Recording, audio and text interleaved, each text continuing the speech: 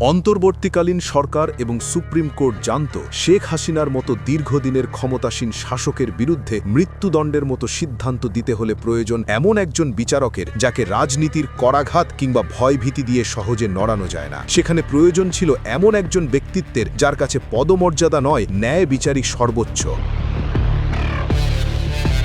সেই ধারাবাহিকতায় দায়িত্ব এসে পড়ে গোলাম মর্তুজা মজুমদারের ওপর। তিনি ছিলেন হাসিনার সময় অবহেলিত এক বিচারক। গোলাম মর্তুজার কর্মজীবনে তার সহকর্মীরা সুপ্রিম কোর্টের বিচারক হলেও তাকে একজন জেলা জজ হিসেবেই অবসর নিতে হয়েছে, কারণ তিনি বিচার কার্যে কারও তদবির শুনতেন না, কোনো এমপি বা মন্ত্রীর কল রিসিভ করতেন না। তিনি এমন একজন মানুষ যাকে হয়তো পদোন্নতিতে বঞ্চিত করা যায়, কিন্তু যার সততাকে কখনোই পদদলিত করা যায় না। তাই তাকে দায়িত্ব দেওয়া হয় সেই আন্তর্জাতিক অপরাধ ট্রাইব্যুনালের, যেটি হাসিনা নিজ হাতে গড়েছিলেন এবং অনেক আলেম ও নিরপরাধ নেতাকর্মীদের মিথ্যা অপবাদে ফাঁসি দিয়েছেন।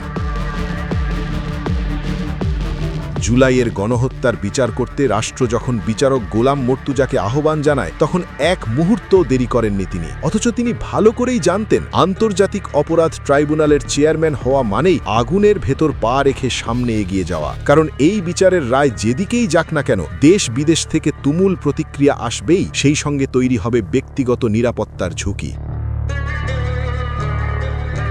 শেখ হাসিনার মামলার আগে ও পরে বিভিন্ন সময় ভারত থেকে নানা ধরনের কূটনৈতিক চাপ ও পরোক্ষ হুমকি এসেছে বিচার প্রক্রিয়ার সাথে যুক্ত থাকা প্রতিটি সদস্যের ওপর। এই মামলাকে কেন্দ্র করে এবং শেখ হাসিনার প্রত্যাবর্তনকে ঘিরে দুই দেশের মধ্যকার কূটনৈতিক এবং বাণিজ্য সম্পর্ক অবনতির দিকে যেতে পারে বলেও আরও স্পষ্ট হয়ে উঠেছিল সে সময়।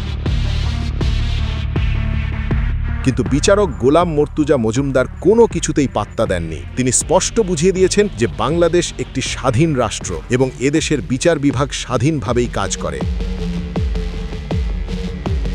এদিকে ভারত এবং বাংলাদেশের মধ্যে থাকা অপরাধী প্রত্যর্পণ চুক্তিকে কাজে লাগিয়ে শেখ হাসিনাকে দেশে ফেরত আনার প্রস্তুতি নিচ্ছে প্রসিকিউশন। সেই চুক্তিতে বলা হয়েছে রাজনৈতিক কারণে কাউকে প্রত্যর্পণ করা যাবে না। শেখ হাসিনার আইনজীবীরা এই সুযোগটিকেই নেওয়ার চেষ্টা করেছিলেন এবং দাবি করেছিলেন যে এটি একটি রাজনৈতিক মামলা।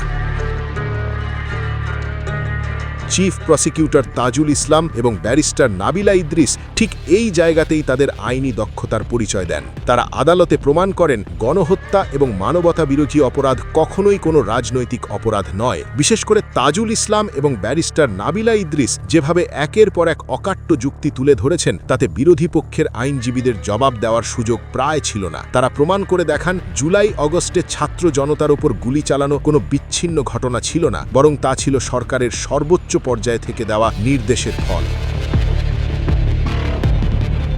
হাজার পৃষ্ঠার নথি, ডিজিটাল প্রমাণ, অডিও ক্লিপ, ভিডিও ফুটেজ সবকিছু আদালতের সামনে উপস্থাপন করা হয় সুসংগঠিতভাবে। মামলাটি এমনভাবে সাজানো হয় যাতে আসামিপক্ষ কোনো ফাঁকফোকর খুঁজে না পায়।